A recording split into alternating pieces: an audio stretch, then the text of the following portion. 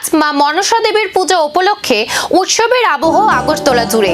আগরতলার ঐতিহ্যবাহী দুর্গাবাড়ি মন্দিরের পাশাপাশি বিভিন্ন বাড়িতেও ধুমধাম করে পালিত হচ্ছে মা মনসা দেবীর পূজা।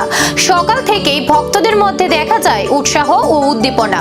নিয়ম নীতি মেনে দেবীর আরাধনা, পুজো ও প্রসাদ বিতরণের আয়োজন করা হয় বিভিন্ন জায়গায়।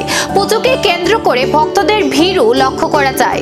ধর্মীয় বিশ্বাস ও ভক্তির আবহে মা মনসা দেবীর কাছে পরিবারের মঙ্গল, সুস্বাস্থ্য ও সমৃদ্ধির প্রার্থনা করেছেন ভক্তরা। মার মনসা অষ্টনাগম মনসা দেবীর পুজো সম্পন্ন হয়েছে। বিকেলবেলা মার আরতি হবে, কালকে দশমী পুজো হবে সকালবেলা, তারপর বিকেলবেলা ঘর যাবেন রাজবাড়িতে, আর সকালবেলা দশমী পুজোর পর নারায়ণ লক্ষ্মীর বাড়িতে যাবেন।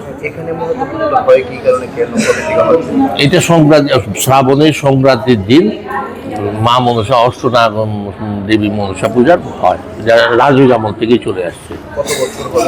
এটা মোটামুটি 500 বছর ধরে চলে আসছে।